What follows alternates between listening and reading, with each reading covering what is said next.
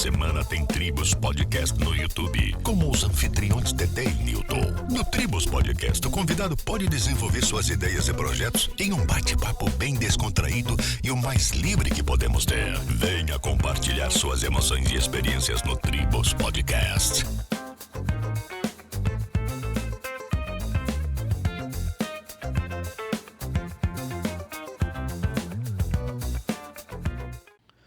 Fala pessoal, sejam bem-vindos a mais um episódio do Tribos Podcast. É um prazer estar em sua companhia. Eu sou o Dedé, sou um anfitrião que não fala muito, mas que aprecia cada bate-papo aqui com os nossos convidados. Desde já, convido você a se inscrever, a você compartilhar e você também a curtir os nossos conteúdos, tá certo?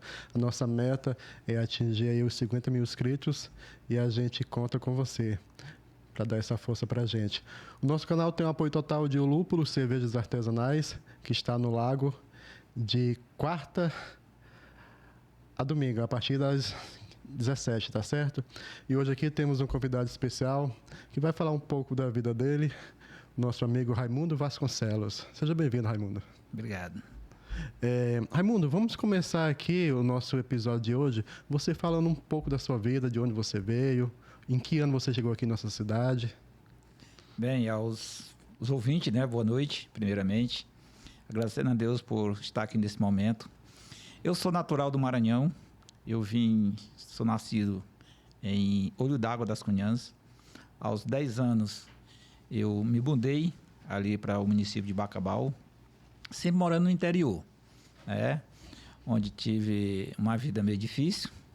Você sabe, naquele período de década de 80, 70, 80, não era igual hoje, que você tinha oportunidade. E fiquei morando lá até os 22 anos, né? Saí de lá, sempre trabalhei na roça, sou filho de trabalhador rural. Vim a primeira vez em Parauapebas em 85. Bem no comecinho, né? Já tinha uma irmã que morava aqui.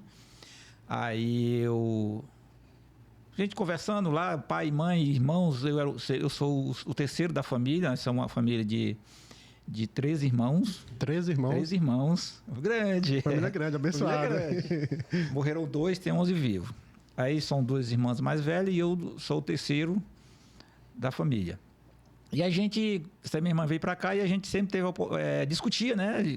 Queria vir para cá. Quando foi 89, eu vim aqui, dei uma olhada, trabalhei 6 meses, crediarista, né? E aí voltei, final de 89, voltei para o Maranhão. E aí fizemos reunião de família e decidimos que tinha que vir embora para cá. Quando foi dia 12 de janeiro de 90, nós viemos definitivamente para Parauapebas. Aí já veio a família toda para cá. Aí já veio todo mundo, a família toda, pai, irmãos. E aí chegamos aqui. Você sabe que todo retirante, né, migrante nordestino, que vem à procura de melhoras, sempre no início encontra muita dificuldade. A gente sabe que o começo é bem difícil. O começo muito difícil, a família grande. Só que nós tivemos a preocupação de, antes de vir embora, a gente já comprar casa. Então nós não fomos para o aluguel. E nós, analfabeto, né? Não tive a oportunidade de ir no banco de escola quando de jovem, de criança. Cheguei aqui com 22 anos analfabeto. Comecei a trabalhar nessas terceirizadas da Vale. Nessa época a Vale era estatal ainda. Era estatal, que ela foi privatizada em 94, se eu não estou enganado, 95, por ali assim. Era estatal. Trabalhei por 3 anos e meio ali na ferrovia, limpando o trem de passageiro, né? E tudo difícil, criança, e o mais velho era eu, e tinha um outro que era já seus 17, 18 anos também. E minha mãe que sempre começou a trabalhar, minha mãe foi muito trabalhadeira, graças a Deus, meu pai também trabalhando e ia dando sustento da família. Trabalhei lá esses 3 anos e meio praticamente, e nesse período que eu trabalho lá, eu percebi a dificuldade, né, que era da gente vir para um centro igual Parauapebas, pequeno, mas em desenvolvimento, uma mão de obra já sendo muito disputada, tinha que ser a mão de obra qualificada, e vi a necessidade de ir para o banco da escola, com 22 anos. Com 22 anos. 22 anos, analfabeto, fui para o banco da escola, estudei, fiz o primário, naquele tempo chamado de primário, na escola adventista. Mas a escola adventista é uma que tinha no bairro Rio Verde. Isso, aquela ali mesmo. Próxima ali à rua Tiradentes. Ali na Tocantins. Isso, com a Tiradentes, né? Ficava Isso, próximo naquele ali. meio ali. Entre a Tiradentes e a Ceará. Sim, Ficava isso. naquele meio ali. E aí eu estudei lá e tal. Aí concluí o fundamental, fui para a escola Eduardo Angelim. Iniciei na quinta série, no intermediário, que eu trabalhava à noite e estudava intermediário. E fui indo, consegui, graças a Deus, não tinha tido a oportunidade do banco de escola, mas sempre tive uma memória muito fértil, né? E aí fui desenvolvendo, concluí, fiz quinta e sexta série no Eduardo, fui para o Paulo Fontelli, fiz supletivo, voltei para o Eduardo, aí concluí o segundo grau no Eduardo. Naquela época tinha uma provona que a pessoa fazia, né? Um supletivo que praticamente a pessoa fazia 1 ou 2 ou 3 séries ao mesmo tempo. Aí ele chamava naquele tempo de Mobral, né? Que hoje é o EJA. O EJA. É o EJA. Mas aí eu não fiz o EJA. Não fez, eu fui no processo normal. Aí só que tinha supletivo de quinta e sexta, sétima e oitava, que você fazia 2 anos em um. Isso. Eu fiz normal, quinta e sexta, e no sétimo e oitavo eu fiz supletivo. Fui no Paulo Fontelli, voltei para o Eduardo e concluí o segundo grau. E a gente percebe que quando a gente está na vida adulta, né, a gente já tem um monte de responsabilidade e estudar, entendeu? Se torna mais difícil, né? Porque a gente tem aquelas despesas do dia a dia, entendeu? Às vezes tem família para cuidar. E como foi essa experiência naquela época, esse desafio? Olha, o desafio ele foi muito grande. Igual você coloca, eu ainda não tinha família, não era casado, não era solteiro. Mas tinha família. Tinha os pais, tinha os irmãos. Tinha os irmãos, que era responsabilidade minha. Isso. Né? De trabalhar e ajudar na despesa de casa. Pra você ter uma ideia, tinha mês que eu recebia, eu não ficava com 1 centavo, não ficava com R$1. Eu dava todo para minha mãe, que era para despesa. Não dava nem para tomar o sorvete. Nem para tomar o sorvete no final de semana. Mas foi um desafio que eu tinha dia que eu não conseguia estudar, porque eu passava a noite trabalhando, eu saía de casa 18 horas, tinha dia que eu chegava 11 horas do dia, né? E aí eu ia para a escola só para não perder a presença. Mas qual era a minha tática? Eu ficava na sala de aula, respondia a presença, aí eu pegava o caderno dos amigos, levava para casa e eu transcrevia tudo aquilo que tinha passado na copiava aula, copiava o assunto todo e ia estudar para a prova.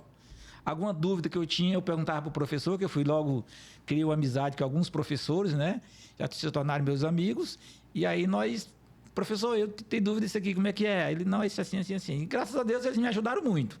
Por conhecer da minha história, eles me ajudaram muito.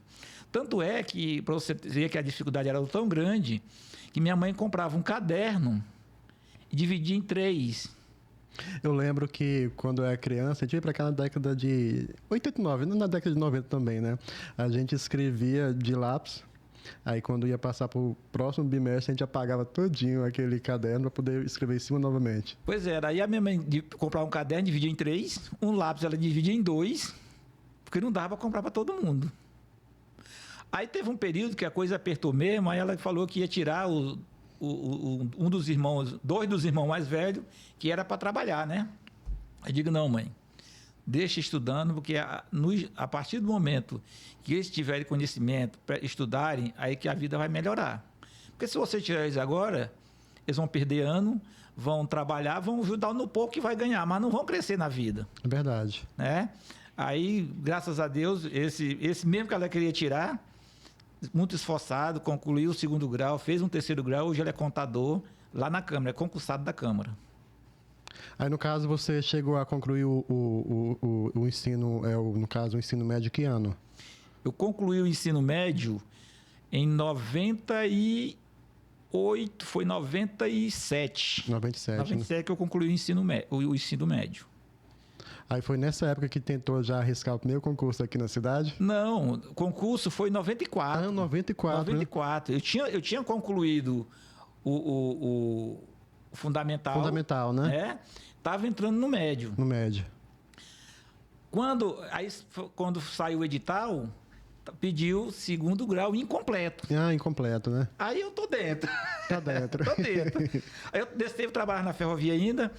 Aí tinha um senhorzinho que trabalhava com nós, o nome dele é Manuel. Eu falei, rapaz, eu vou me inscrever no concurso e tal. Ele disse, mas tu vai perder tempo, tu não passa nisso aí não. Porque lá ele já tem o pessoal que são marcados para passar nas provas. Digo, por esse desafio que eu quero. Tá igual aquele pessoal que você quer comprar um carro. Não compra não, esse carro é ruim demais. Nunca comprou um carro na vida, né? Nunca comprou um carro na vida, basta ver o que é. Aí vale dizer que os carros são bons. Quem não conhece nem de bicicleta, quanto mais de carro. Aí eu me inscrevi no concurso e comecei a estudar. Deus tem tudo reservado pra gente. É verdade. Eu trabalhando, estudando, e a dificuldade de estudar para o concurso. Aí faltando assim uns 15 dias para a prova. Aí de agora eu vou estudar. Aí estudei matemática, português, específico que ia cair e tal. Parece que Deus colocou a mão. Quando eu abri a prova, o que eu tinha estudado estava tudo na prova. Caiu tudo, hein? Caiu tudo. Aí eu ainda fiquei, nós éramos na época, as pessoas diziam que era difícil. Não era difícil, perdão, era fácil. Não, vocês passaram porque era fácil demais. Eram 10 vagas disponíveis na época, era 330 pessoas. Foi fácil para quem estudou, né? Para quem estudou. Eu passei em sexto. Em sexto lugar. Sexto lugar. Meu irmão passou em primeiro, esse que hoje está na Câmara, passou em primeiro e eu passei em sexto. Então não era tão fácil, né? E a concorrência já era grande naquele tempo. Sempre eu digo, tudo que você quiser na vida, que você almeja na vida, você tem que ter objetivo, né? Se você não tiver objetivo, você não vai chegar onde você quer. Já desistir logo nos primeiros obstáculos, nas primeiras dificuldades, você não vai conseguir o que você quer. Os grandes sábios falam que é um passo de cada vez, né? Um passo de cada vez. E aí, cheguei quando eu passo no concurso, em 94, estava namorando uma menina, que hoje é minha esposa, estava grávida. Aí eu fui lá pedir demissão e vim para a prefeitura e estou até hoje na prefeitura efetivo do município, já com 30 anos, isso foi em 94, né? Vai fazer 30 anos agora, em junho de 2024. Aí, no caso, já concluiu o ensino médio já dentro do concurso? Já concluí o ensino médio dentro do concurso e fui mais longe. Quando o Daci ganha para prefeito, nós, o grupo que eu faço parte politicamente, nós assumimos a SEMAD, Secretaria de Administração.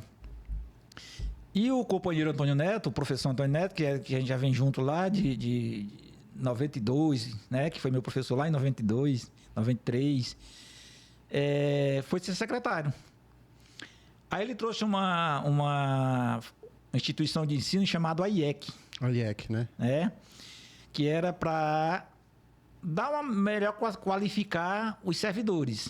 Esse curso era só para servidor. Aí a Vale, na época, também fez parceria com a IEC, se estendeu para a Vale. Muita gente da Vale também fez, na época, a administração. E aí, no caso, esse era para...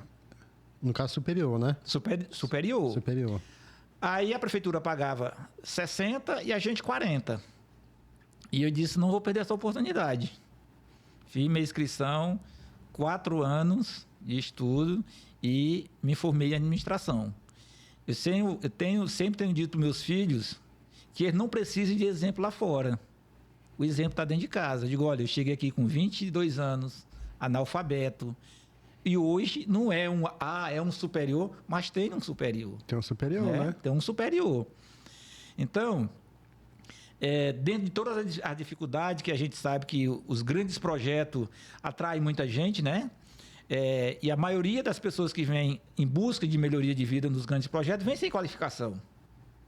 Aí o que termina? Indo para as periferias, termina indo para as invasões e etc.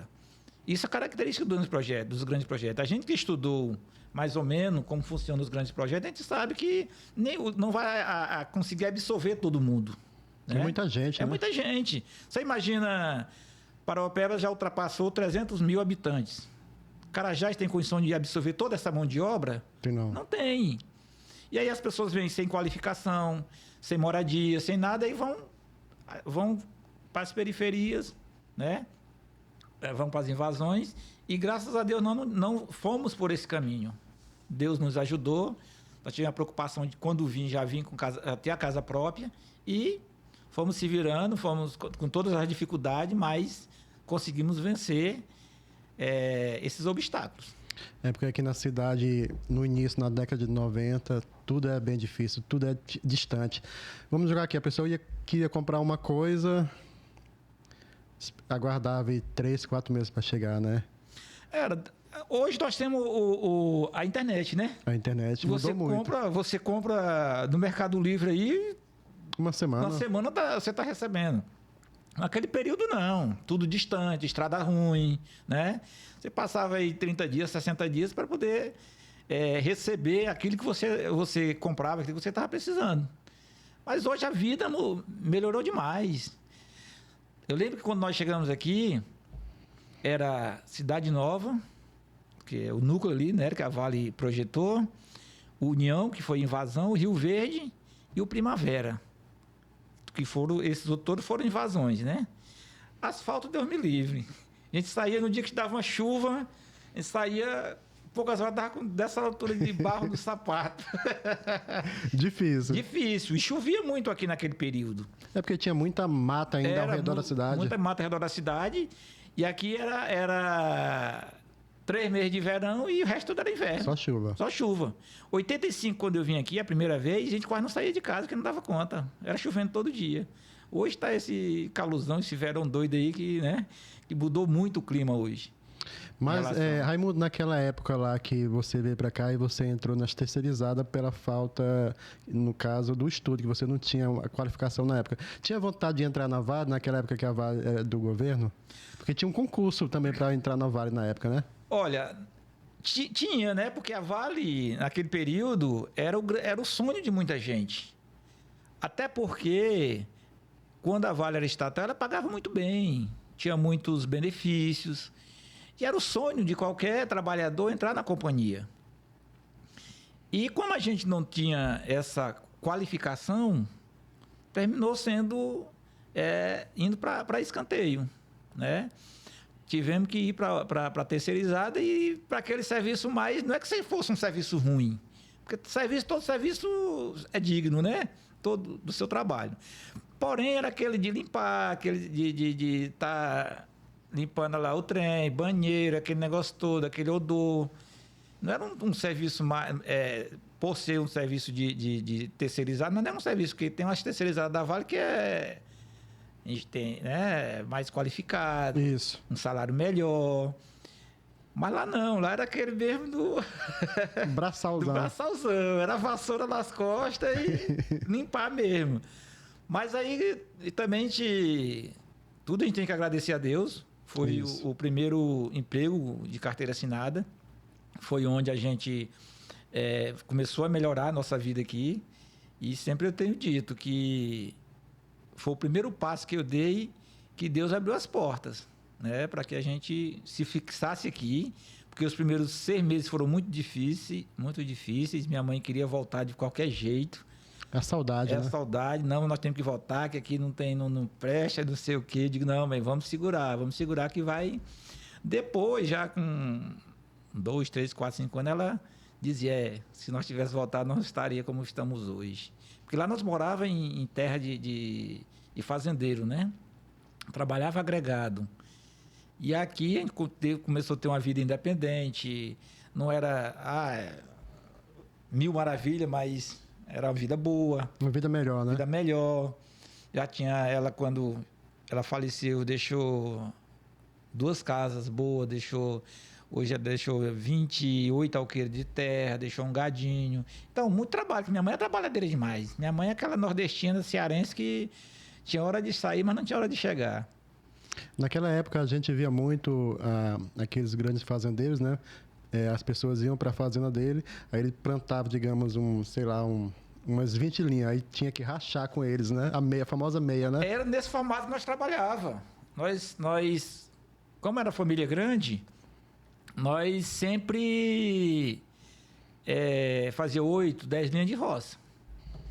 E aí, quando chegava o período da colheita, colhia todo aquele legume, milho, feijão, arroz, mandioca. E aí tinha que tirar a parte do fazendeiro. Isso. Né? Tinha que tirar parte do fazendeiro, porque era a meia. Tinha que dar a meia para ele. Tava usando a terra dele, Tava né? usando a terra dele, morando na terra dele, tinha que dar a meia para ele. Não tinha jeito. E além de e aí você ainda preparava a terra para ele. Você deixava a terra a situada, que a gente chama, né? Tinha que jogar o capim para ele, que quando tirava aquele legume, o capim subia, e aí ele ia usar para o gado dele, o pasto, para botar o gado dele lá. Além de você pagar a meia, ainda tinha que situar a terra do cara aí. Tinha que deixar a terra de um jeito, né? Deixar do jeito É igual quando você aluga uma casa, você pega a casa de um jeito, mas quando você tem que entregar do mesmo jeito. Você tem que entregar do jeito que está no contrato, né? Você alugou a casa, você tem que deixar ela pintadinha, sem nada. Porque se o cara for na justiça, ele ganha...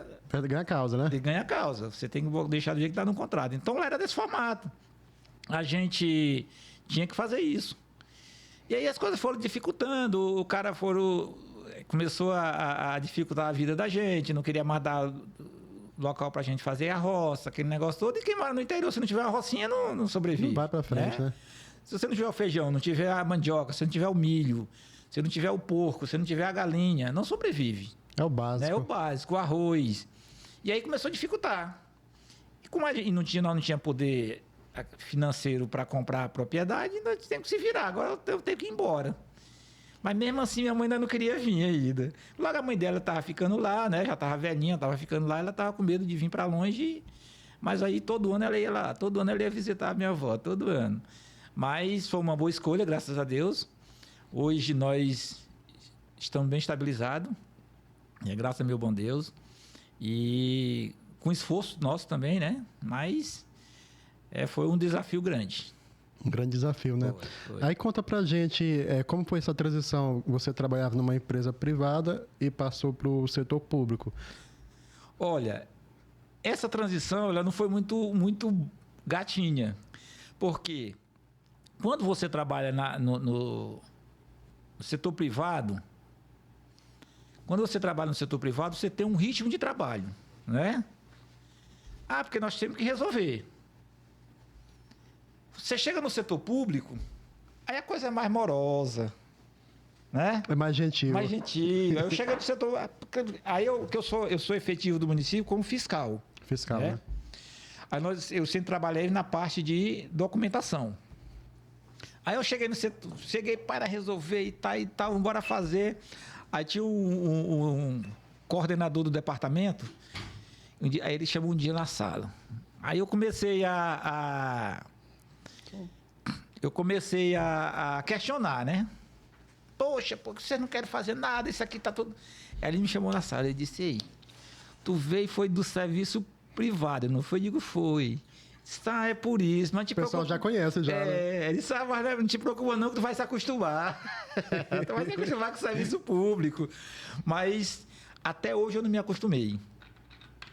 Até hoje eu não me acostumei com a morosidade do serviço público. Por quê?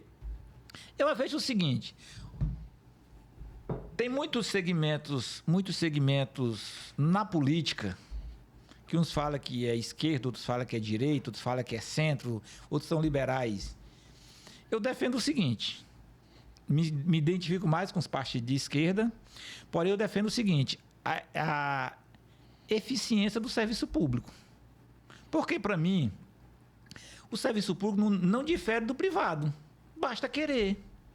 Tem que ter a mesma qualidade, Tem que ter a mesma qualidade, basta querer. Se eu sou gestor, por exemplo, do SAEP, o SAEP é o quê? Uma empresa que vende serviço. Isso. Vende água e saneamento, né? Esgotamento sanitário. Por que eu não posso qualificar minha empresa para que ela possa oferecer um serviço de qualidade? Só o serviço privado pode fazer isso? Não. Basta eu querer. Fazer os investimentos necessários. Isso. Né? E cobrar da minha equipe que esse trabalho seja bem executado. O serviço vai chegar lá na ponta, a sociedade vai receber com grande satisfação. De qualidade. E vai receber com satisfação. Eu trabalhei no SAEP durante 3 anos. E no início...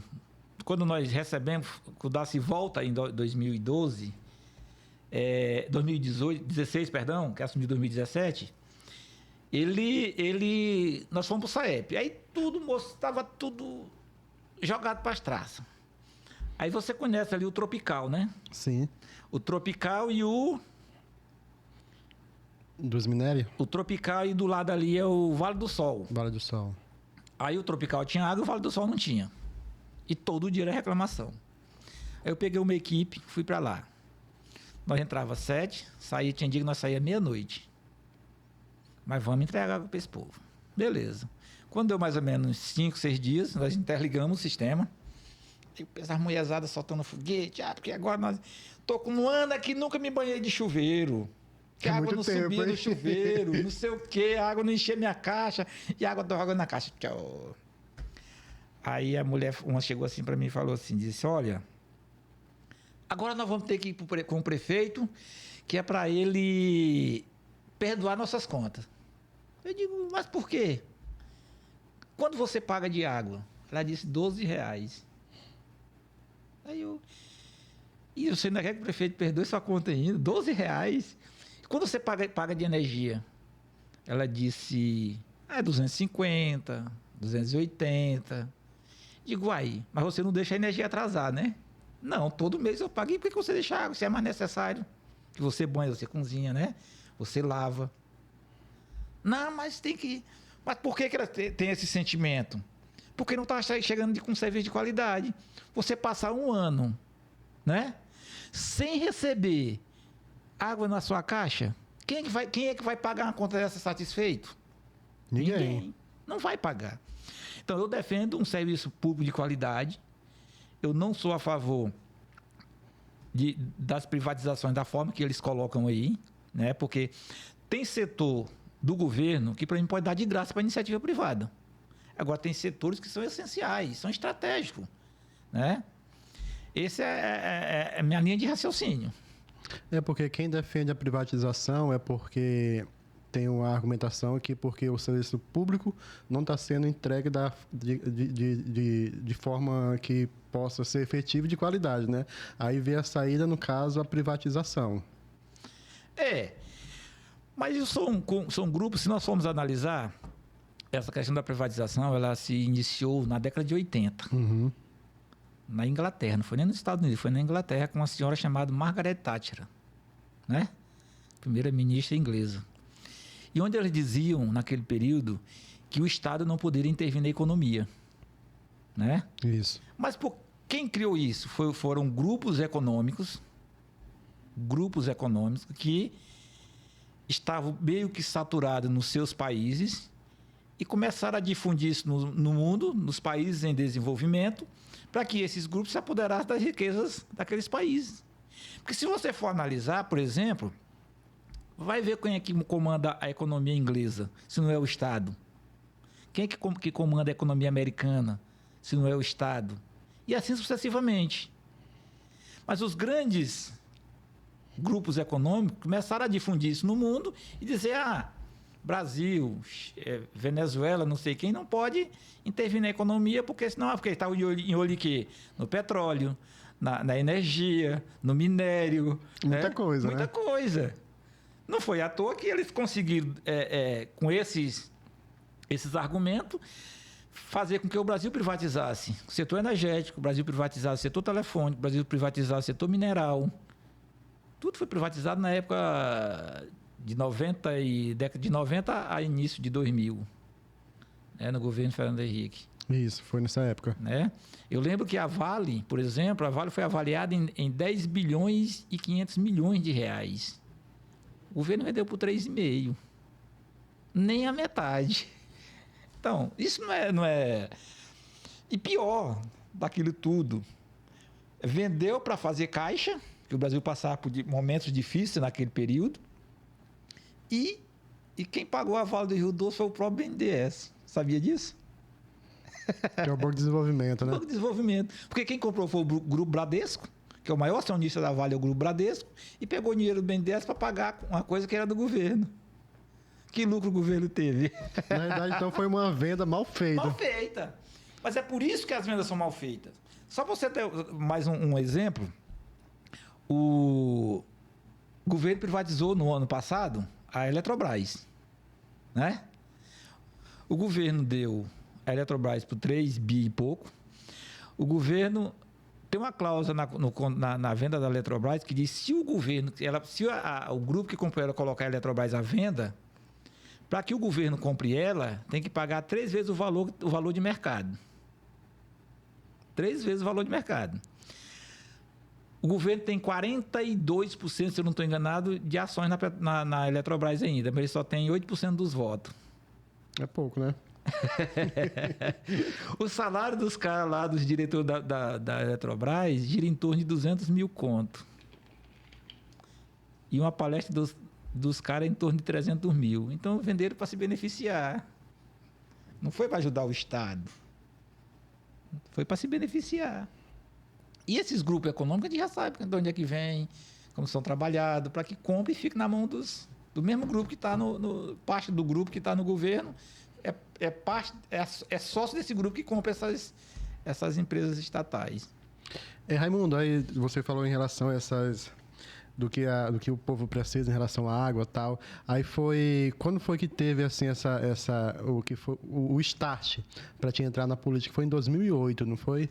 Olha, o start, eu comecei na política lá. Foi antes, né? Foi antes. Eu me filiei, o primeiro partido político que eu me filiei foi em 92. 92. Me filiei no PDT. Eu trabalhava lá na ferrovia e o Francisco, que é conhecido como Francisco Dutra, era quem administrava a ferrovia, a estação na época.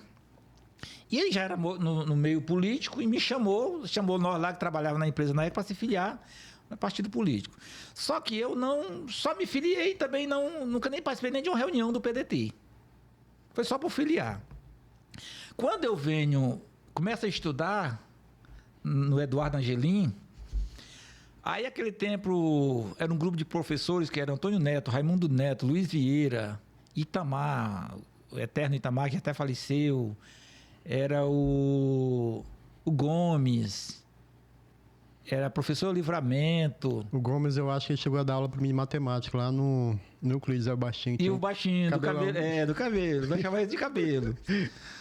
Aí, ali estava o começo de organização do PT no município, que o PT se fortaleceu aqui através do movimento trabalhista, né? Que foi o Sindicato da Vales, professor e etc. Aí o Neto me chama para filiar no PT. Eu filiei no PT em 94. Mas também aquele filiado que não participava muito, né, das decisões, e era filiado só na... Quando foi em 98, por ali assim, quando foi na eleição de 96, que foi o Chico das Cuchinés, prefeito Abel, eu comecei mais a me interessar pela política. Mas também não me envolvia. Discutia política ali e tal, mas não me envolvia. Em 98, nós começamos a organizar um grupo político, já no PT e tal. Quando foi em 2000, a gente lança o Darcy prefeito. Tiramos 1.000, se eu não estou enganado, foi 1.700, foi 1.800 votos. Foi chacota na cidade. Foi pouco voto. Pouco votos. A disputa era Abel e Cláudio Almeida, não sei se você lembra. Lembro, sim. Cláudio Almeida.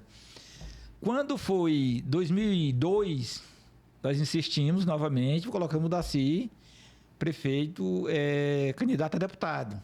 O Darcy sai de 1.000 e poucos votos para 8.000 votos. Olha, já deu uma melhorada. 2004, a gente lança o Darcy candidato a prefeito. Na época ele disputou com o Faisal, né? Em 2004? Isso. Foi 2004, né? 2004 foi com o Faisal. Foi com o Faisal, né? Foi. Que a Abel estava saindo. A Abel se elegeu em 96 e 2000. E saiu em 2004. Que aí disputou contra o Faisal. E aí nós fomos para a campanha, tá?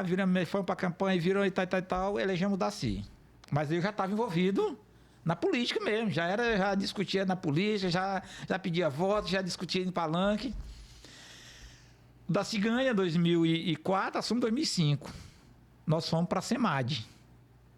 Ocupar a SEMAD. Lá na SEMAD eu fui coordenador de compras do município, de toda a compra do município, quem fazia era eu. E aí nós elegemos também o vereador Eusébio. Professor Eusébio, né? Professor Eusébio, nós elegemos eles também. Tudo era grupo, Eusébio, Neto, Eliene, Raimundo Neto, Luiz Vieira, tudo era do mesmo grupo. Então esse pessoal todos se reuniram e elegeram o Eusébio. Mas tinha um pré-acordo que em 2008 o Neto seria candidato, o Antônio Neto, e o Eusébio não seria candidato. Aí nós, na SEMAD, trabalhando, começamos a trabalhar o nome do Antônio Neto, né? Pré-candidato, vamos organizando, o Neto vai ser candidato.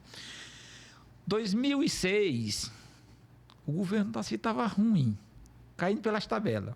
Acho que não dava 20%. Aí fizeram uma reunião lá, o Neto saiu da SEMAD, foi para o gabinete, nós fomos para o gabinete. O Milton estava na Ematé, em Belém, veio para a Cefaz. O Milton é aquele Milton Zaime? O Milton Zaime. Aí o João Fontana, que era gabinete, veio para a CEMOB. E fizeram um acordo que esses caras não poderiam sair candidato. Aí fomos tocando, fomos para o gabinete, fomos organizando. Aí o governo foi dando uma melhorada, né? Mudamos toda a situação de gabinete ali, de atendimento, e o governo foi melhorando. Já fomos para a reeleição, já para ali com uns 20% a 30%. Mas o governo ainda estava bem ruim. Estava respirando ainda. Respirando. Aí quando foi na hora das convenções, não, Neto candidato, quem assume a secretaria vai ser tu, Vasconcelos.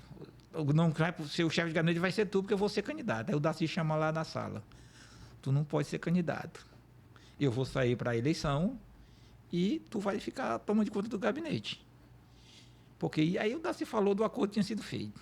Aí o Neto me chama lá no gabinete. Eu e a Valdirene, que era a secretária dele.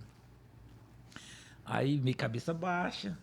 Ele disse, olha, rapaz, eu não vou poder ser candidato. Aí eu digo, mas por quê? Não está tudo certo? Não, porque assim o Darcy falou que não pode, tal. Eu digo, beleza. Aí ele disse, vai ser tu, Valdirene. A Valdirene disse, eu não quero, não. Eu não quero ser candidata, não. Aí então vai ser o Vasconcelos, vai ter tu, Raimundo. Eu digo, eu? Moço, se é para ajudar o grupo, eu vou. Aí, isso faltando 30 dias para as convenções. As convenções, né? Definiu e para definir os candidatos. Os candidatos. Aí fomos para essa campanha. O uniforme consegui me eleger.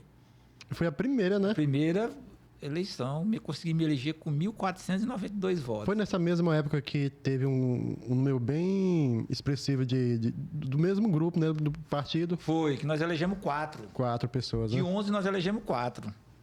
Lá em 2008, que foi eu, o Eusébio, o Miquinha e o Zé Alves. Foi quase 40%, né, da bancada. Foi, que eram 11, né? Foi em torno de 30, alguma coisa por cento que nós conseguimos fazer. Mas foi uma campanha boa e, graças a Deus, sempre o meu nome foi um nome bom de se trabalhar.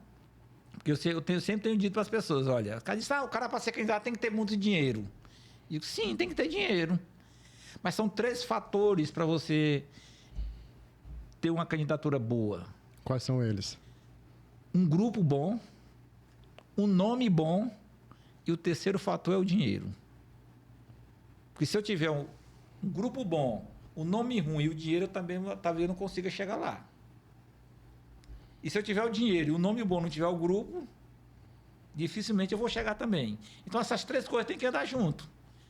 Porque sempre eu tenho dito que aquele candidato que eu falo chega contigo e diz assim, meu amigo, eu estou apoiando o Francisco. Aí tu diz, não, moço, o Francisco não. Eu conheço aquele cara, ele é ruim demais. Conhecer ele não é de hoje, não. A cada 10 pessoas que você falar sobre o nome do Francisco, eles te disserem isso, tu pode sair fora. Tu não consegue chegar em lugar nenhum. Já tem quase um veredito. Já tem quase um veredito, porque não vai para frente. Você pode ver aí, ó. Todas essas campanhas que tem aí, quando tu vê falar mal do candidato, o prefeito, o vereador, dificilmente ele sobressaia. Pode fazer essa pesquisa aí. Esse cara aí não. Esse cara aí não dá para ser prefeito de Paraupeba, não. Esse cara é ruim demais, moço. Tu conhece esse cara aí na empresa dele, como é que é? Se o Francisco tem uma empresa, né? Lá ele humilha os funcionários dele, lá ele não... Esse cara passa para ele, não dá nem bom dia. Então, o candidato é o complemento. O candidato tem que ter o nome bom. O candidato não tem que fazer política só no período da política. Ele tem que fazer política a vida dele toda. A partir do momento que ele pensar em entrar na vida pública... ele já tem que fazer política. Porque se eu lhe conheço, eu passo com você, eu lhe dou um bom dia, pego na sua mão, isso vai ficar no seu subconsciente. Não é verdade? Verdade. No dia que tu me vê eu pedindo voto, e eu for lá e falar contigo, rapaz, esse cara não mudou não ali. Ele me conheceu de lá, vem falando comigo direto.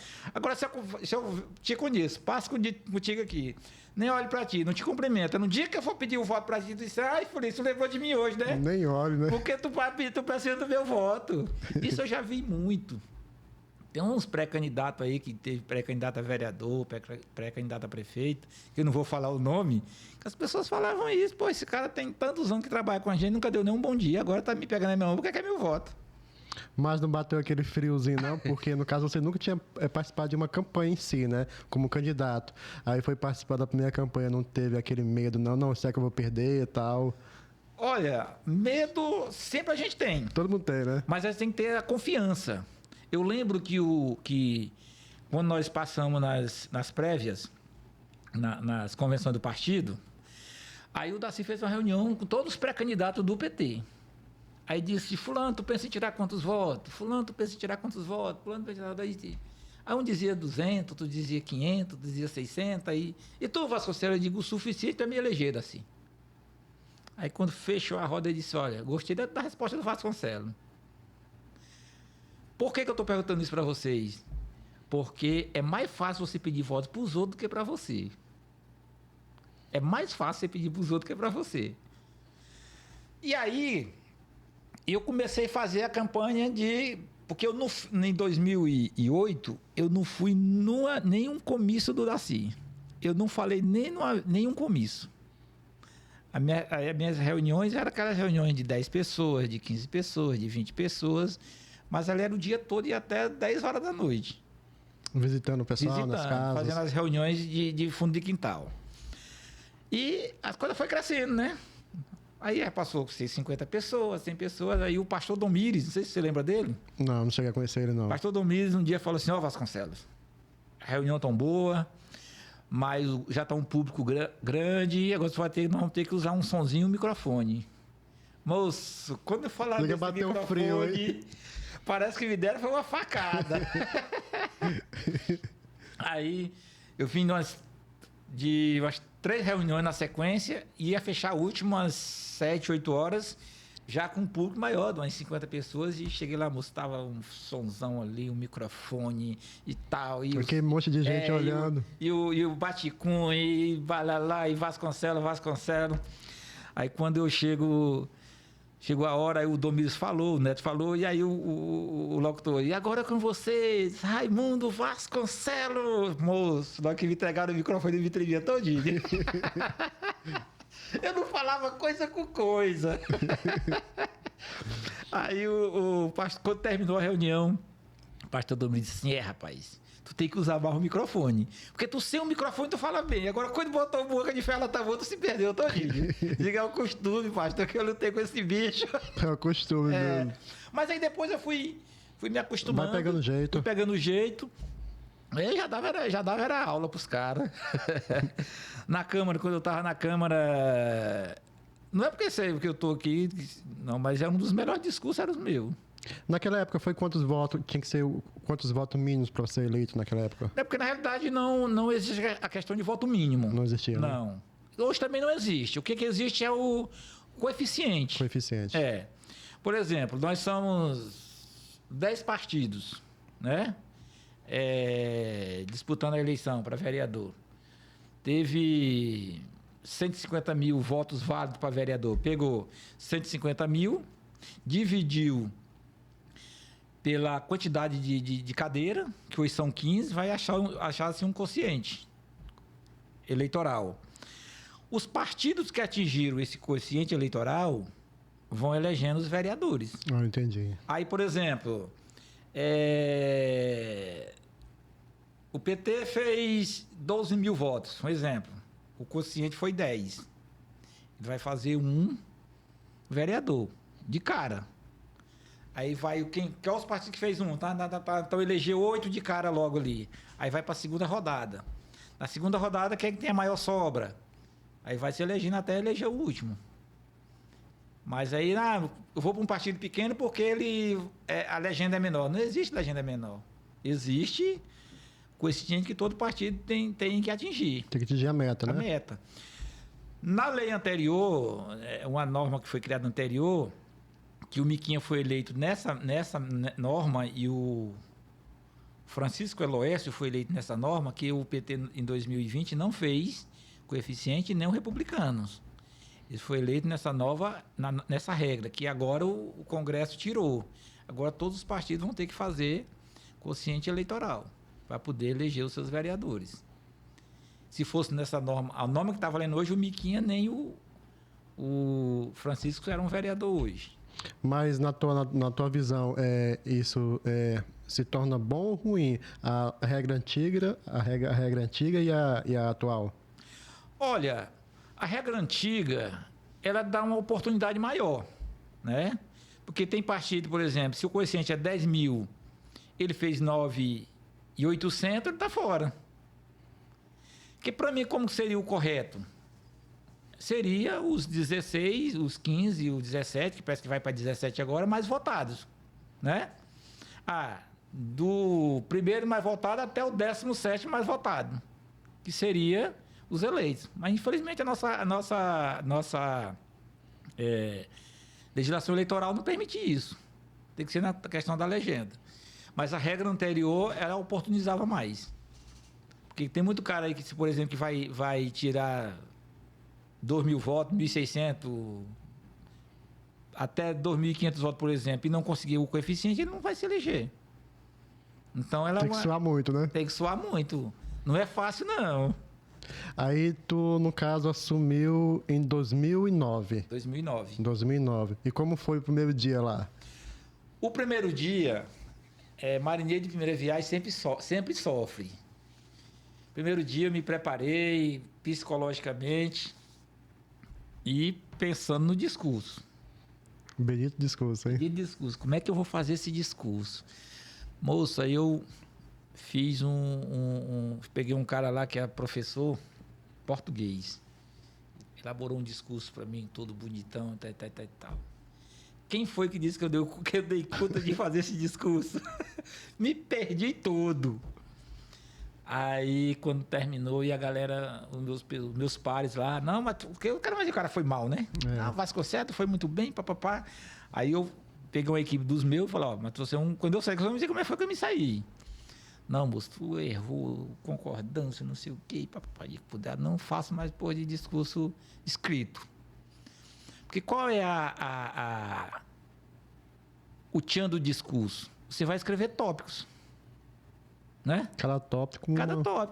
Se eu quero falar sobre segurança, eu boto segurança. Se eu quero falar sobre educação. Saúde. Aí eu vou discorrer o meu discurso em cima desses 3 temas. Mas eu não tenho que escrever e estar lendo o que eu vou falar.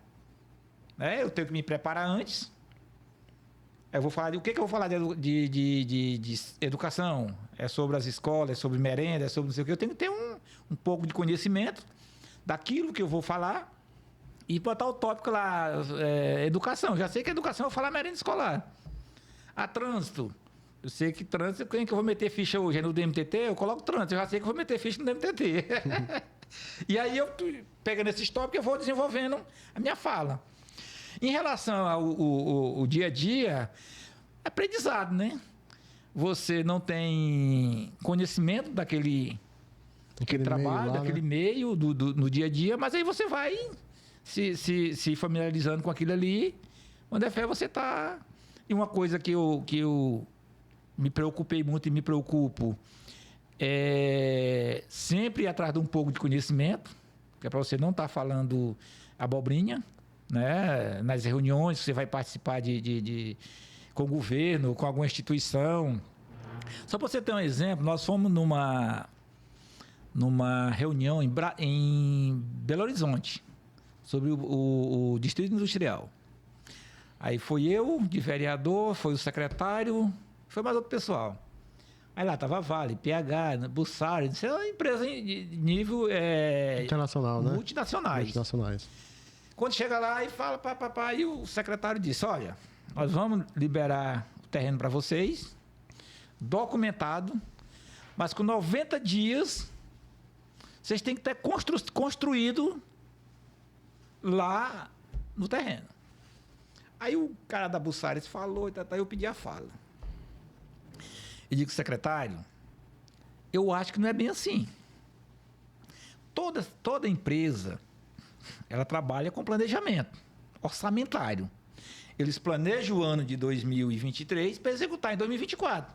Senta com seus acionistas, né? Olha, nós temos Parauapebas. Nós temos um terreno para construir uma mini fábrica em Parauapebas, uma fábrica lá em Parauapebas. É viável? Economicamente é viável? Os seus acionistas vão definir.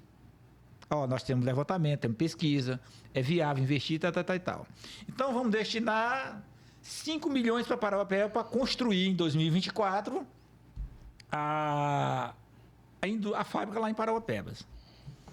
Aí o cara levantou o dedo lá e disse assim, secretário, o que o vereador falou é verdade. Essa empresa trabalha com planejamento e orçamento sempre visando o ano seguinte. O orçamento nós estamos, parece que era novembro, era dezembro, outubro era novembro. O orçamento desse ano já foi. Já passou. Já passou. Como é que nós vamos levantar dinheiro agora para construir? Então não existe isso. Né? Então você tem que ter um pouco de conhecimento que é para você não, quando vá para essas reuniões, não ficar falando muito fora do contexto que está sendo discutido. E o curso de administração, ele me ajudou muito também. Porque a administração a gente vê um pouco da administração pública, mas a gente vê o geral da administração, todo, né? O todo. Eu lembro que o trabalho que eu fiz de conclusão do curso foi Economia Internacional. Que é o famoso TCC, né? TCC, Economia Internacional. E nós tínhamos que dar um direcionamento, porque na época a Grécia estava passando por um momento difícil. Né? No tempo das crises internacionais. Das crises internacionais, e a Grécia estava passando por um momento mesmo de dificuldade. E o professor falou, olha, seu trabalho você dá um apontamento para a recuperação da Grécia. E eu passei umas 3, 4 noites de sono, batendo cabeça e tal, e escrevi e mandei. E o professor me deu 10. Não sei se eu consigo enganar ele, mas ele me deu 10. Então, isso tudo ajuda a gente. Porque quando a gente está... Eu sempre tenho dito que a nossa legislação ela é meia falha. Por que ela é meia falha? Porque como que eu... Raciocina comigo. Como que eu sou legislador que vou aprovar a lei dos municípios, ou do Estado, ou da União, e eu não tenho o médio completo? Fica difícil. Como é que eu vou analisar a lei? Como é que eu vou propor lei? Não é verdade? Verdade. Não tem como. Mas o analfabeto pode votar. Não sou contra. Mas para que você dispute uma vaga no legislativo ou no executivo, para mim, no mínimo, tinha que ter o ensino médio completo. Porque senão, você vai ser dilubriado. Para não tomar decisões erradas. Tomar decisões erradas. Porque você não vai discutir com um principiante, né? Isso. Você vai discutir só com o nego já tarimbado, com o advogado, com não sei o quê, tá administrador. Então eu me preocupei muito com isso. Eu lembro que o finado Faisal falou para mim uma vez o seguinte, disse assim, olha, você tem tudo para ser um bom vereador, ser um bom político em Parauapebas. Você procura ter conhecimento, você vai atrás de conhecimento, você tem um discurso bom, faz as colocações corretas. Um dia eu fiz um discurso, nesse tempo a Ana Júlia era governadora. Aí o finado Faisal ficha na governadora Ana Júlia. Eu anotei tudinho aqui. Os tópicos, né? Na outra sessão, me preparei, fui atrás de pesquisei de formação, aí fiz um discurso. Aí o Faisal falou assim, quando terminou, ele bateu no meu ombro e disse, rapaz, hoje você me deixou sem fala. Hoje eu não pude falar nada para você. Então, a gente tem que ir atrás desse conhecimento. Né? Porque, assim, para mim, acho que o político do Oba-Oba, ele está com os dias contados. Nós temos uma juventude, né, bem mais ascendente, informada. bem informada, né, tanto nos meios de tecnologia da informática, estão se formando em direito, administração, engenharia. Então, nós temos um público aí que ele vai estar bem informado. Aí nós vemos uma geração igual a minha, que não teve essa oportunidade. E muitos que tiveram, não foram atrás, não souberam segurar e também muitas vezes não foram atrás, está ficando para trás, né? Se você for ver o perfil da Câmara hoje, praticamente quase todo mundo tem uma formaçãozinha. Isso. Né? Quase todo mundo tem uma formaçãozinha. Aquele que não tem a formação, mas pelo menos já tem um segundo grau completo, está fazendo a formação. Isso melhora a discussão. Não quer dizer que eles vão ser bons. Não estou falando nesse sentido, que eles vão ser bons. Mas melhora o conhecimento e melhora a discussão. Fica bem mais eficaz, né? Fica bem mais eficaz a discussão no parlamento. Porque é disputa de conhecimento, de projeto, mas com conhecimento. Além dessa experiência positiva, teve mais alguma experiência positiva na época do teu pleito lá dos 4 anos lá, quando estava na vereança? Assim, eu tive... A gente se decepciona com algumas situações na política. Faz parte da vida, né? Porque a gente chega com todo o gás, tentando resolver tudo. E quando a gente chega no parlamento, a gente vê que não depende só da gente. Né? São 11 cabeças, quando eu estava, 11 cabeças pensantes. E nem sempre aquele que você propõe, ele consegue passar, né? Se tornar lei ou se tornar norma no município. Mas eu, dentro dos 4 anos de mandato, eu me sinto vitorioso. Primeiro, quando eu estava na Câmara, o meu grupo político ocupou a SEAB, né? A secretaria, que não tinha secretaria de habitação, era departamento. E nós criamos a secretaria de habitação e assumimos o espaço lá, que foi o companheiro Antônio Neto, que era o secretário. Nós conseguimos trazer para o município, na época que isso não é só o município que faz, é uma parceria município e governo federal. Nós conseguimos trazer 680 casas por Nova Vida, 1.000 casas do minério, 2.004 apartamentos do Alto Bonito, 1.198 casas aqui na Nova Carajás, que quando o Daci saiu, está em fase de construção, o Valmir não continuou e a galera invadiu. E mais 4.000 lotes no Tropical. Esse Tropical foi só o governo municipal. As outras áreas, que toda obra do governo federal, geralmente tem a contrapartida do município. Geralmente é em torno de 20% a 25% da contrapartida do município. Essa contrapartida pode ser em dinheiro, pode ser em área, pode ser, entendeu? Pode ser, mas tem a contrapartida do município. Uma outra coisa também que me satisfez e que eu fiquei muito alegre, uma conquista minha, junto com o vereador Miquinha, não foi só minha, foi a questão das quadras das escolas. Você pode pesquisar que antes de 2009, nós não tínhamos uma quadra com escola, uma escola com quadra coberta. Eu lembro que nós ia jogar bola no Eduardo e Paulo Fonteles. Solzão, hein? Solzão, quando só era chuva. Aí foi uma briga de nós dois, o governo não queria entender naquele momento que seria necessário. Aí nós colocamos emenda no orçamento de 2009 para 2010, não foi executado, colocamos emenda de 2010 para 2011, aí foi que o governo entendeu, com muita luta, o governo entendeu que era necessário. Nós dizíamos para o Daci, como que uma criança vai desempenhar e um professor vai ministrar uma aula de educação física no meio de um sol quente desse, numa quadra que ela não está coberta? Que muitas vezes o aluno não tem nem um tênis para calçar. Correr descalço. Vai descalço. Como é que E o professor com um solzão desse na cabeça, como é que ele vai ministrar uma aula boa para um aluno e o aluno vai absorver essa aula? Vai dar uma insolação, né? Não tem jeito.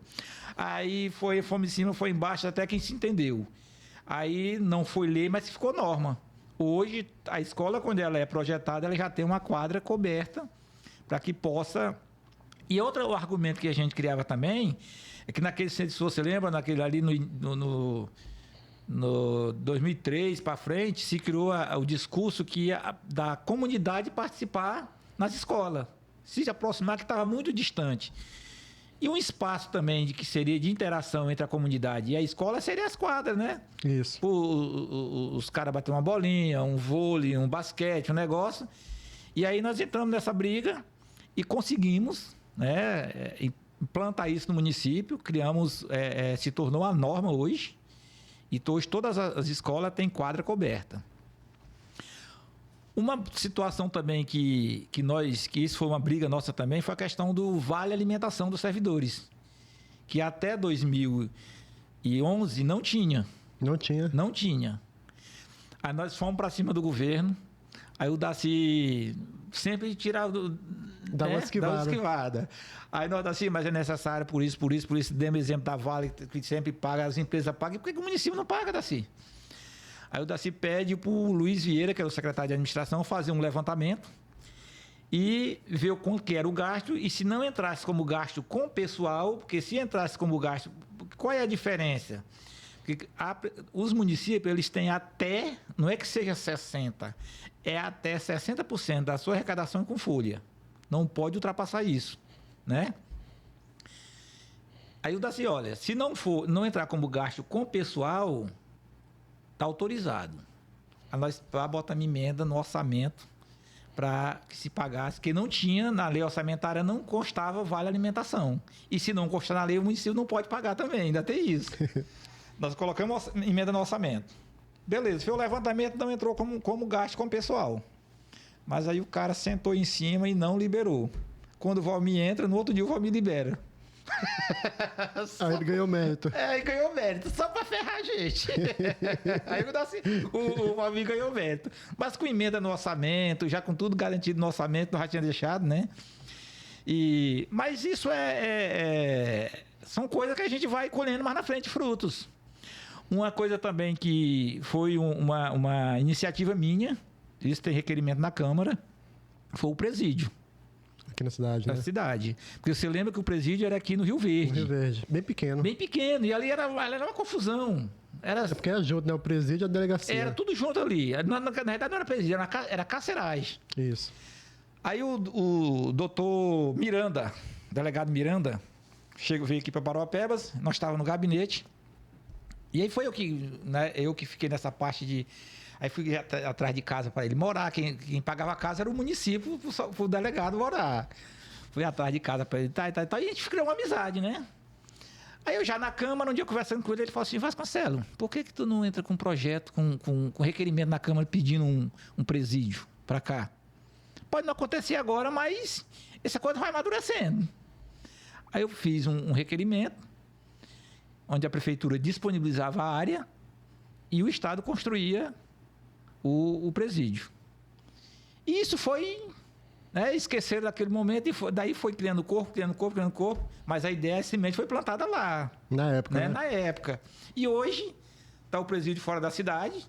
E o argumento que até que ele disse assim, olha, tu coloca como justificativa é o perigo que tem ali naquela carceragem, que toda hora preso fugindo.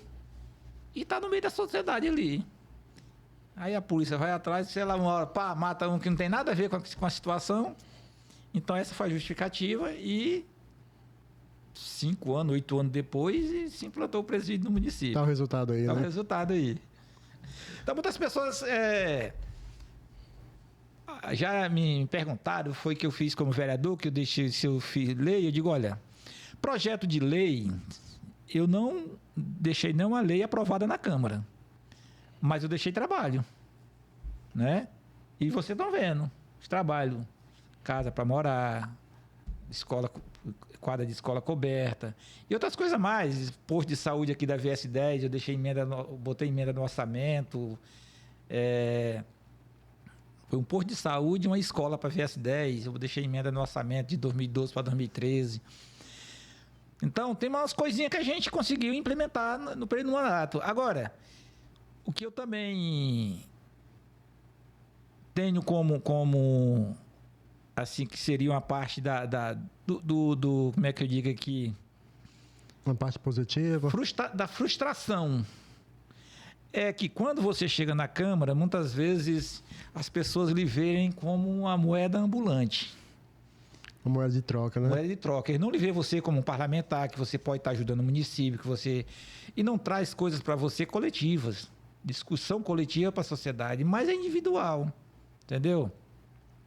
E isso eu pequei muito.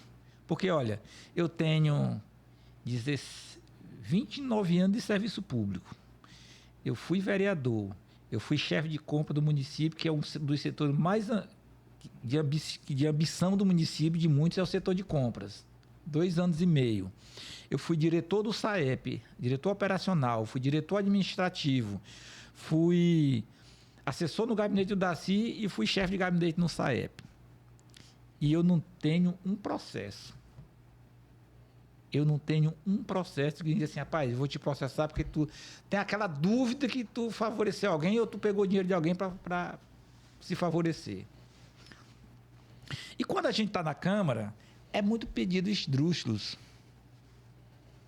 Pedido daqueles que eu tive que falar uma vez para um camarada, que eu digo, ó, na época, quando eu estava na Câmara, o meu salário livre ficava em torno de 4 mil e alguma coisa. Porque era 6.192 bruto. Quando você tirava o desconto, caía para 4, 5 e pouco. 4 e pouco.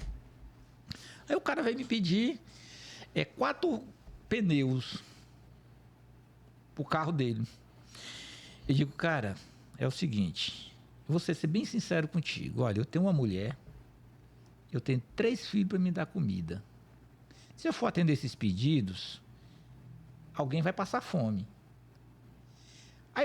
Aí vocês apontam o dedo e dizem que todos os vereadores são corruptos. Mas se eu for atender esse teu pedido e mais outros que tem aí, eu vou ter que ser corrupto. Porque eu vou ter que ir lá para o colo do prefeito, pegar dinheiro com ele para me comprar o teu pedido, pagar o teu pedido. Porque do meu salário não vai dar. Moça, esse cara saiu zoado. Então, isso são as frustrações que a gente tem. Porque a gente chega com um pensamento e a própria população, não todos, né? A gente não está generalizando, mas muito da população termina levando você, porque se você não arrumar gasolina, se você não arrumar passagem, se você não arrumar a cesta básica, você é ruim. O vereador bom é aquele que faz esse... não é aquele que trabalha pelo coletivo, porque eu vejo a política, é para você trabalhar pelo coletivo, é propor, brigar pelo saneamento básico, é brigar por melhores moradias, né? Infraestrutura da cidade, é melhorar a saúde, é melhorar a educação. Para mim, esse é o papel do parlamentar. Não é aquele do picadinho do dia a dia. E a gente termina se frustrando muito. É uma das frustrações que eu tenho da política, do tempo que eu estive como vereador.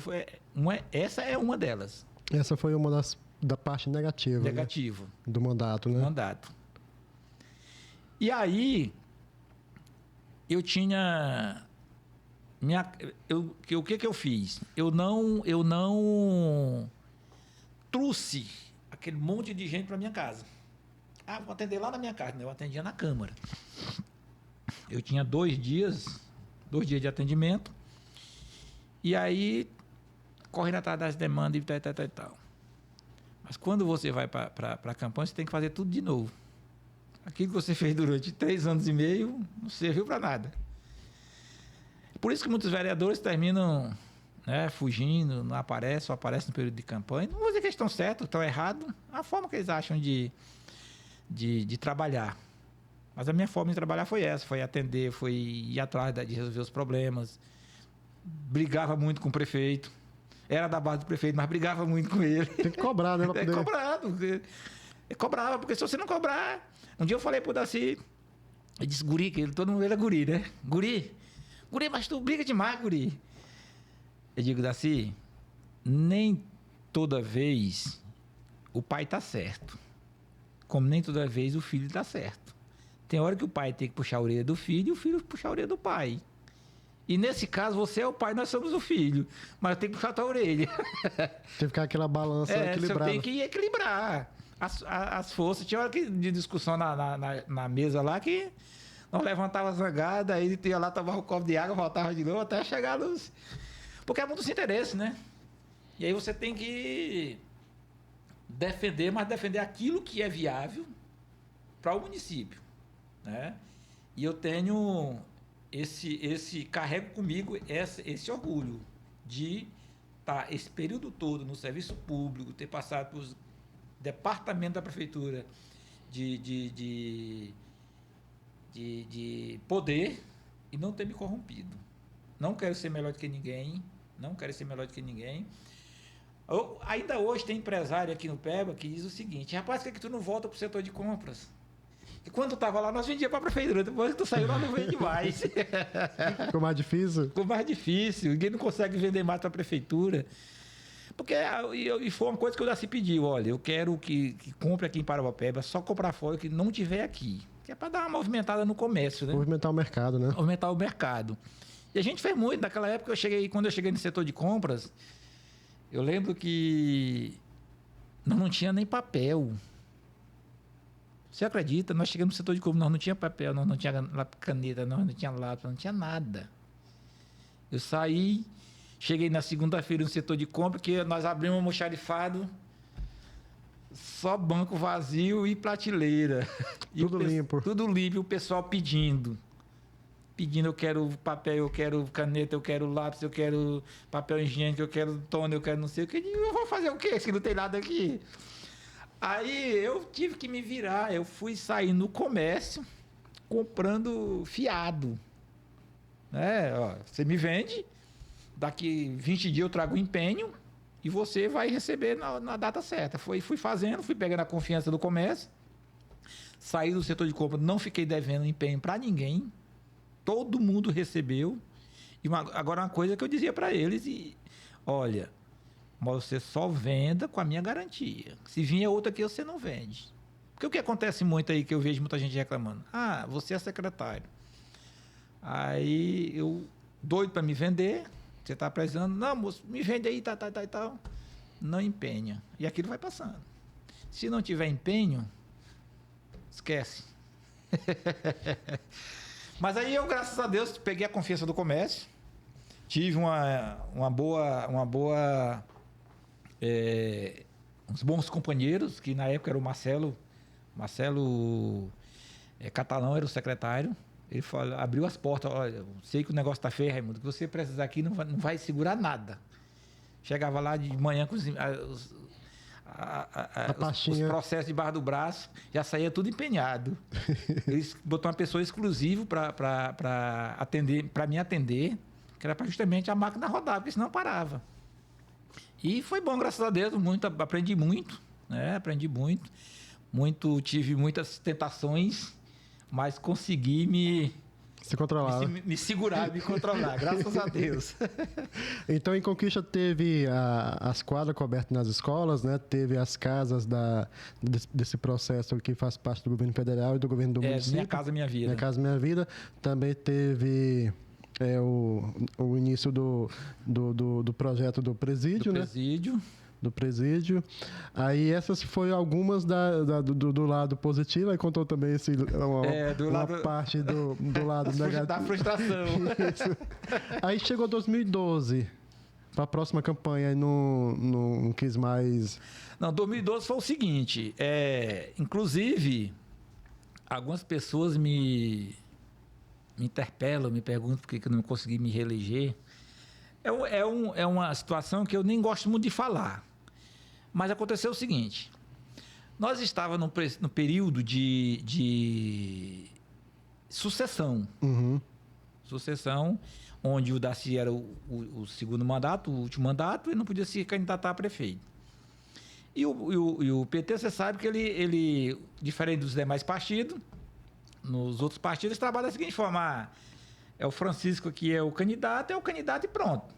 No PT tem as prévias, tem outras coisinhas, aí você tem que fazer a política interna para poder você, se passar nas prévias, você vai ser o candidato indicado pro para disputar a eleição. E o nosso grupo, na pessoa do companheiro Antônio Neto, foi para as prévias e não passou nas prévias. Né? Era Coutinho, Milton, Antônio Neto, Eusébio e Léo. O Léo tirou 96 votos, o Coutinho tirou 200 e alguma coisa, o Milton 200 e pouco, o Neto 14 e o Eusébio 12. Pouquinho, né? Pouquinho. Com isso, eu acho que criou, sei lá,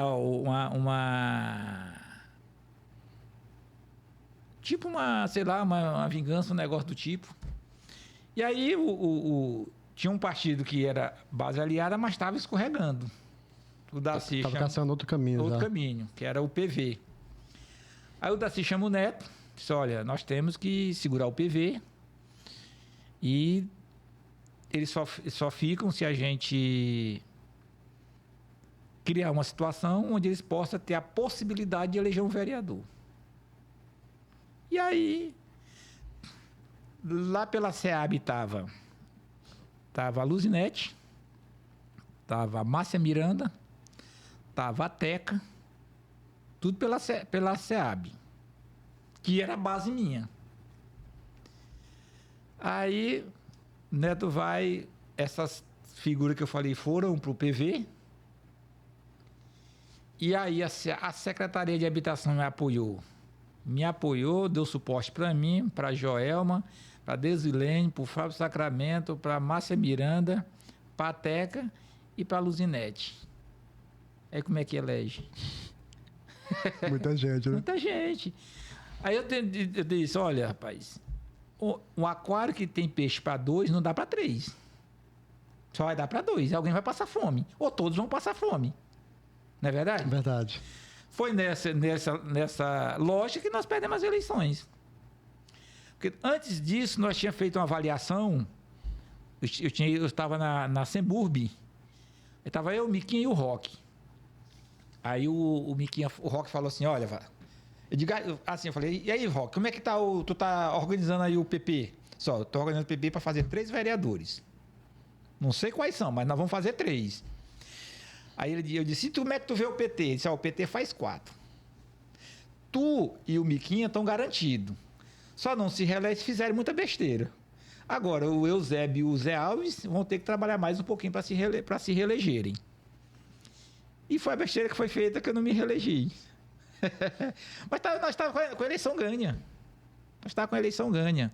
E eu, para você ver que eu gosto muito de cumprir os acordos que eu faço. Lá em 2008, quando eu fui ser candidato, eu falei, olha, eu vou ser candidato agora em 2012. Aí, não, candidato em 2012 a gente vai discutir, mas provavelmente eu vou ser candidato em 2012. Quando foi em junho de 2012, eu fui lá na SEAB e disse, olha, parceiro, estou aqui para me cumprir meu acordo. Você vai ser candidato ou não vai ser candidato? Estou aqui para cumprir o acordo. Não vou ser candidato, não. Você continua sendo o candidato do grupo. Aí eu voltei tranquilo. Mas depois veio essa leva de candidato que me ferraram. Mas mesmo assim, com o meu grupo político e trabalhou muito, ainda tirei 910 votos. Muito voto ainda, né? Voto bem votado, 910 votos. Com mais... se não tivesse saído esse tanto de gente, eu tirava 2.000 votos tranquilo. Tranquilo. E talvez eu fosse o vereador mais bem votado do partido. Naquele momento, pela conjuntura que estava, o que a gente criou naqueles 4 anos, eu poderia ser o vereador mais bem votado do partido naquele momento. Mas aí teve esse contratempo aí e a coisa desandou. Mas eu fiquei tranquilo, né? Graças a Deus não saí devendo ninguém. Uma coisa que eu tive sempre a preocupação foi essa, de não ficar devendo, porque vereador é o seguinte, você vai para uma campanha, aí você faz aquela campanha, ganha, mas você ficou dívida para trás. Você vai ter que pagar aquelas dívidas, né? Pagou aquelas dívidas, você vai para outra campanha. Se você não ganhou, você se ferra. Porque você não fez lastro. Isso. Não fez lastro. Muito pouco você fez, você gastou na campanha. E muitas vezes não deu nem para fazer a campanha. Aí você sai devendo, por isso que muitos se arrebentaram. Que foram para uma reeleição, não se reelegeram, né?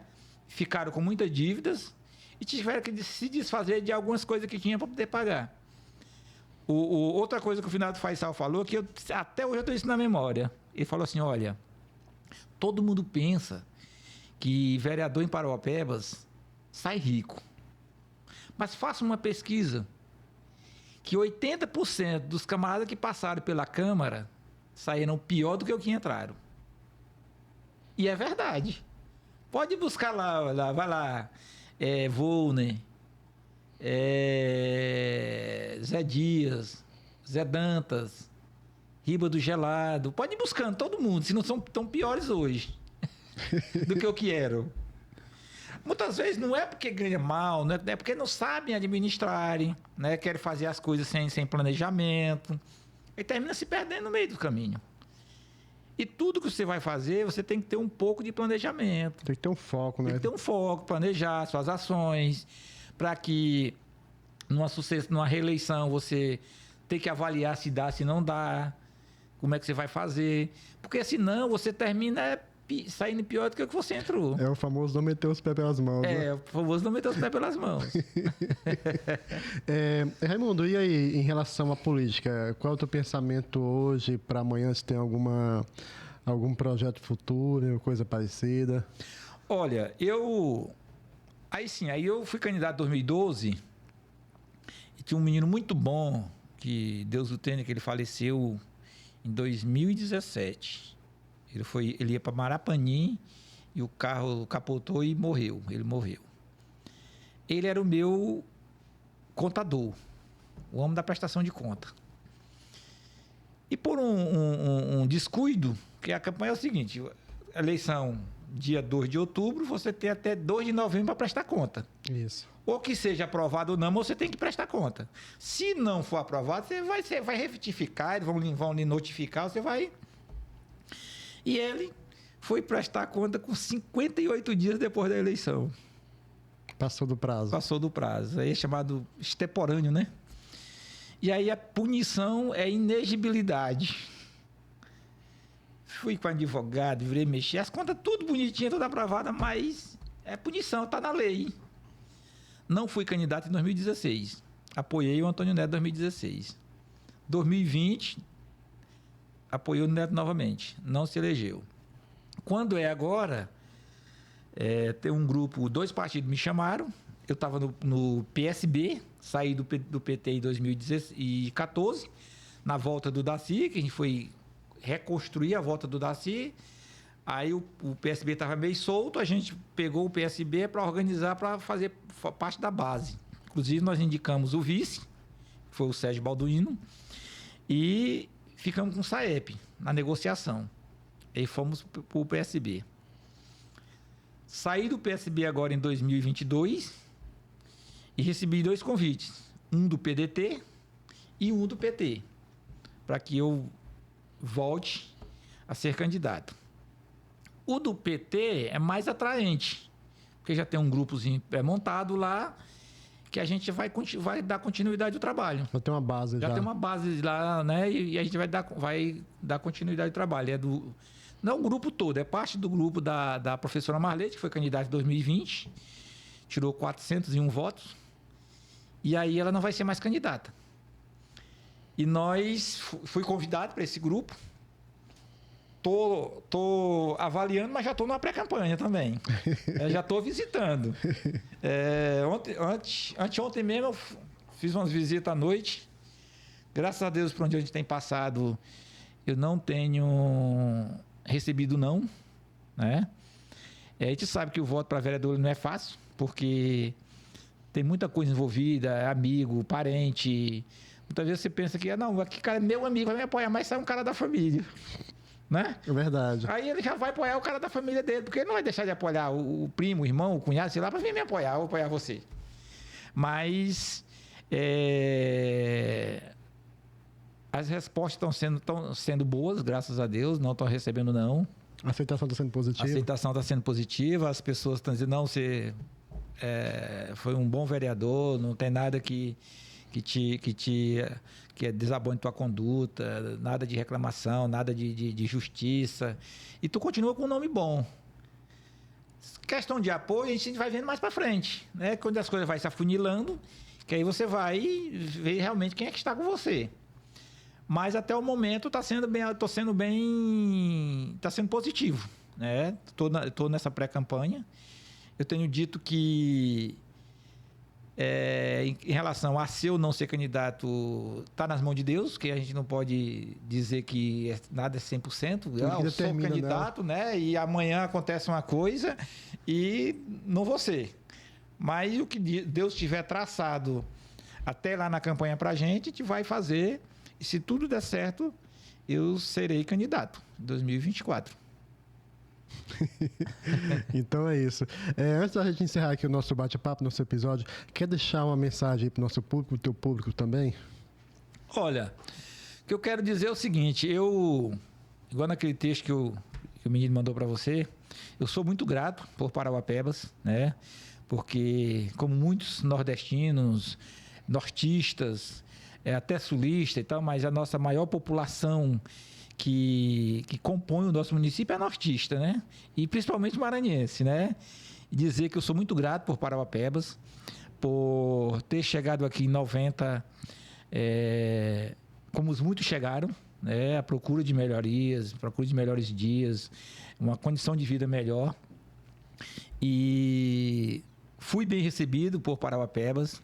Tudo que eu tenho é graças ao meu trabalho, primeiramente a Deus, ao meu trabalho e a Parauapebas que me proporcionou isso, né? Tanto a questão de estudo, de trabalho, de moradia, de família, consegui aqui. Então, eu não posso virar as costas para Parauapebas.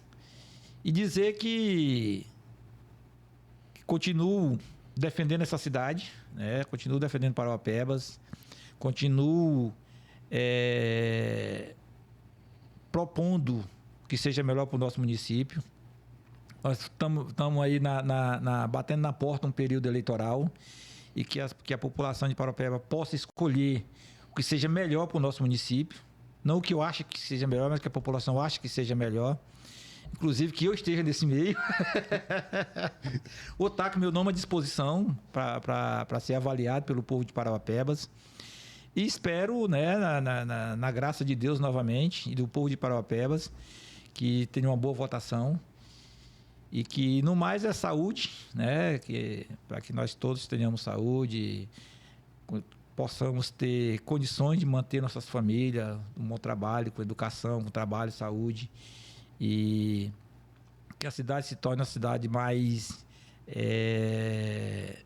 melhor para se viver, diminua a violência. Nós estamos passando por um momento muito, muito difícil, de muita violência, né? De morte praticamente todos os dias. Que as pessoas sejam mais amigas, né? E que a gente possa sair nas ruas de Parauapebas tranquilo, com os nossos familiares, e tomar um sorvete, você sair com sua esposa, com seu filho, eu sair com o meu, ir na praça, tomar um sorvete, sem aquele medo de ser assaltado, acontecer a qualquer hora. Mas isso perpassa muito também pelas condições de vida que as pessoas vivem. Eu tenho dito que se os nossos governos não investir maciçamente em programas sociais, onde essas pessoas se enxerguem dentro desses programas, não tá dando dinheiro. Inclusive, eu fui um dos críticos do Gira Renda. Falei até para o vereador Rafael, para ele entrar com uma proposta que, ao invés de nós dar R$100 para um menino, uma criança, nós criássemos um programa, uma bolsa escolar, onde nós poderíamos estar trazendo aí 50 jovens, 100 jovens, 200 jovens, com meia bolsa escolar, esses jovens se formassem, nós ia ter 50, 100, 200 mão de obra formada. Capacitada. Mas opinaram por esse caminho. Eu vejo que a saída é a educação, né?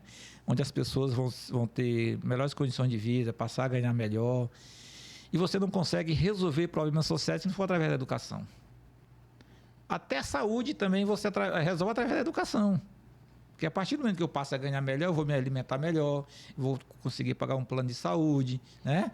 Vou alimentar melhor a minha família.